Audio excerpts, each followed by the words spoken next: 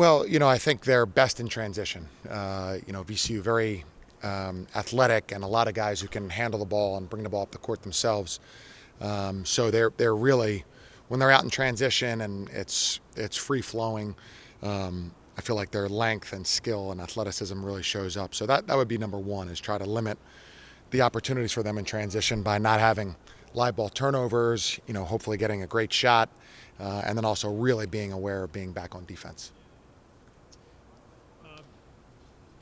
What is your view here on the scheduling arrangement that the Southern Conference and Big South announced yesterday?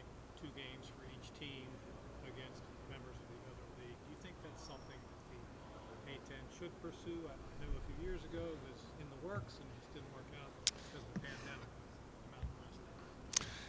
Yeah, I would say, well, I would think the Southern Conference teams play the Big South teams, don't they already? I mean, I don't know. Yeah, it all depends on what the league is. If we could get the Big East to do it, yes, we would do as many games as possible. Maybe the American Athletic Conference. I know we've talked about this a lot at coaches' meetings in the summer. From a conference perspective, it's much more difficult, when you're talking about maybe 28 teams and trying to hold dates and who's home and who's away and how that rotates and all those kinds of things, and have TV partners and whatnot. Because if you're only holding one day, how many of those games can get onto TV? Now, I would say that's my short answer, or that's my simple answer. I would say generally, we need anything possible to help our scheduling. Anything. Neutral games. Next year there might not be as many of these tournaments because they've changed the rule with, it used to be that if you played in one of these tournaments, a multi-team event, you could get extra games. Now that incentive is gone. You can play 32 games. So I don't know how many of those tournaments will exist. And so, we need any and everything possible to help us get games that are valuable and that can help our teams who are, ultimately in the hunt, that they have opportunities for at-large bids. And I feel like we're swimming against the current on that. I feel like there are, a lot of factors out there that are preventing us from getting those games, and we just need to do everything we can to try to get them. What did the Spiders learn from Davidson that's helped sort of get him going a little bit? I think I told this to Bob. I think it was the worst game we've played probably since I've been here. So, I think you have to recognize and appreciate how talented everybody is at this level of basketball. And when you don't do that, or when you don't put your best foot forward from the beginning, it's going to be a really long day, because the investment and coaching and level of play in this conference is just far too high. And so you have to be ready to go and ready to play and ready to compete. And unfortunately, we needed that reminder, I believe. And well, hopefully we can carry that through the rest of our season here, that we did need to be reminded of that we don't need to be reminded of that again.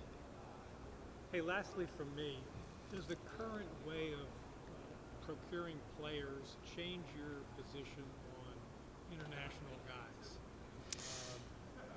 You haven't done a great deal of that, but some. Yeah, well, Johnston's international, but Mikkel Tyne. No, you've done some. Yeah, okay, thanks. He did say that. Yeah, that's true. I think international players are that much more valuable, because it was before, you would check out European players, for example, and if they were tied to a pro team, whether or not they were making money at first, if they were tied to a pro team, they weren't eligible for college. Then if they were tied to a pro team but didn't make money, they could be eligible. Now, of course, it can be anybody. So there's a large pool, and yes, there's a cottage industry of scouts and people that we're contracted with and in touch with, and we've been over there and trying to figure out the very best players we can to be Richmond Spiders. So yes, I think they're more valuable. It's a much better deal for the European players to come to a U.S. college. They can make way more money, probably have a better lifestyle, and they certainly have better things built in. The facilities, strength and conditioning coaches, trainers, nutritionists, all those kinds of things. So it's very competitive world for those players' services, but we, like everybody else, is very interested in that. Coach, you've been in a few of these games with Yeah. VCU. How big is this for the community? For Yeah. this rivalry to be as strong and as main strong? Yeah. Well, I love obviously looking forward to the game and whatnot as always has me, just trying to figure out how to defend VCU and how to score and all those types of things. But it's great. We're very lucky to have a rivalry. A lot of teams, especially more and more now because of conference changes and all those things, you don't have a natural rival. We have one that's 6 miles away that is, there are drastic differences between the schools, and it's really, really colorful and exciting and fun, and I think it's great. I think it's great. I love the atmospheres at both places, and I feel like this is one of the very best parts of our season, is that we have a rival that's right down the road, that's a great program, and that we have the opportunity to play twice a year. We asked Walls about his matchup with Djokovic, and I know more times than not your offense goes through the five, either high post or low post. How is that more important in this matchup against the Djokovic, who is a primarily half and half, I guess, finesse Sure. post player to kind of get him more uncomfortable on Yeah. the defensive end against a guy like Wall? Yeah, well, one, Djokovic is a great player. He really is so dynamic and can do so many different things that he really gives everybody, that's scouting them, pause, because he can really hurt you in a lot of different ways.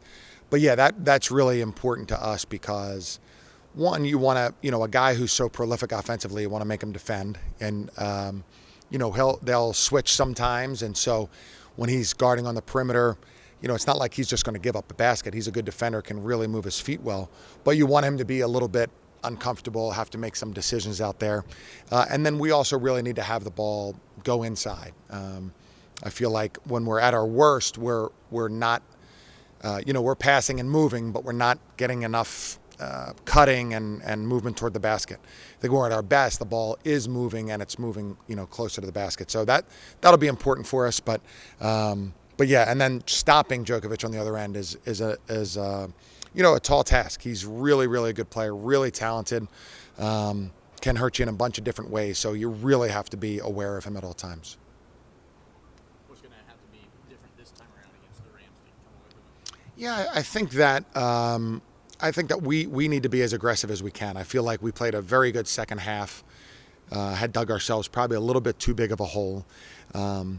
But we need to be aggressive right from the beginning of the game, on both sides. I feel like, that's probably what most coaches say at every level, but it really has a lot of truth to it for us. And, they're aggressive, long, athletic, talented, and to combat that, you can't be then on your heels. You really have to be aggressive and, be determined to get the ball toward the basket, be determined to put pressure on the ball on defense, be determined to battle on the backboard. So I think that is probably the biggest thing for us. Getting a win like you did against George Mason, do you think that gives some confidence to the guys to face off against another tournament type team? Yeah, I would think so. George Mason came in with 21 wins, and they're a great team. I think they're only a handful of teams that have 21 wins. I think we have 2 wins against them. So you have to be ready, and you do have to be confident. And so hopefully the way we played the other night, not just the result, but the way we played the other night, can give us more and more confidence as we move on. Mike, VCU brings a lot to the table. What leads the list of concerns that you got to do well to play well against them? Yeah, I think number one probably would be transition. They're a phenomenal team that really looks like the top of the conference when they're playing in transition. But when we played at their place, I felt like we did a good job of limiting that. We have to force them to make half-court buckets and run their system. I think if we do that, we'll have a great chance to win this game. What changed after Davis? How was that a learning experience for you guys? Because it's been an improved product since. Yeah, we're still trying to figure out how to bottle George Mason game up and do that again on Saturday. I think there was just a better attention to detail these last couple days of practice. Certainly Davidson was embarrassing for all of us involved, but I think we've really attacked the ensuing days, and the preparation we've had going into VCU has been phenomenal. Competing at a really high level, pushing ourselves to be the best versions of ourselves that we can be, and hopefully match their physicality, if not be the more physically dominant team on Saturday. Djokovic may be one of the best interior players in the league, statistically speaking. What do you see when you look at him? Funny enough, he didn't really do much on the interior against us. I think if he feels comfortable early in the game, then that's certainly a threat that he has, but he's more of a perimeter player.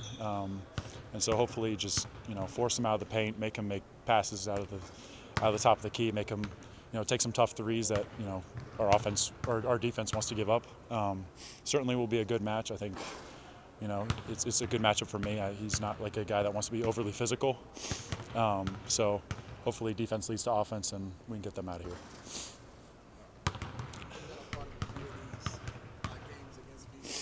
How important is it community-wide for this rivalry to remain as good and as competitive as this? Yeah, first of all, we can't sell tickets here to VCU fans because I've noticed that in past years we've sold too many tickets compared to them. So no, but it's huge. Getting off to a great start, letting our fans really help us out on both sides of the floor, it's huge.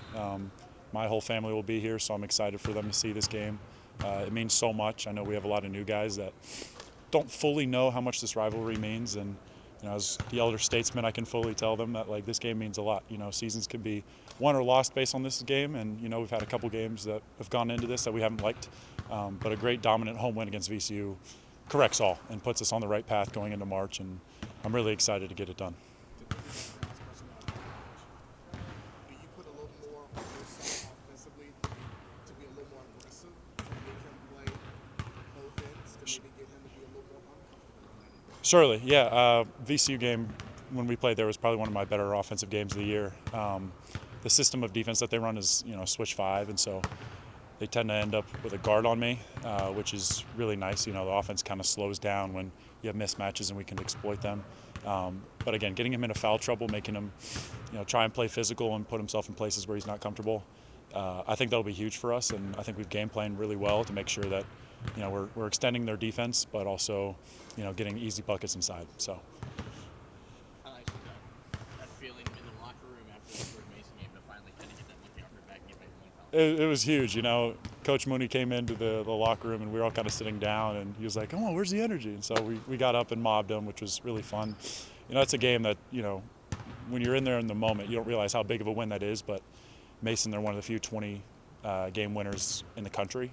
So having 2 20-win wins for us this year over Belmont and George Mason, that's huge for our confidence. And hopefully you can, again, like I said, bottle this feeling up and bottle up this energy and make a really good run. What was the mindset when it was 31-9? Mikel Tyne's the best player on the court. That's what it felt like. I mean, he seemed like a 2K player out there doing whatever he wants. It's really good to get off that start. We've had some bad starts this year, and Coach Mooney stresses starts to the games, and again, that can have so much more of an impact than you really can just see. So glad we got off to that start, and I think getting the fans involved, getting everybody on the roster involved, it's huge. That's a deficit that's hard to come back from, and glad we did. So. You kind of answered this, but this will be your last Richmond VCU game in an environment where it's home or away. Yeah. Have you embraced that? I haven't thought about it too much. It'll certainly sink in as the pregame lines are going on.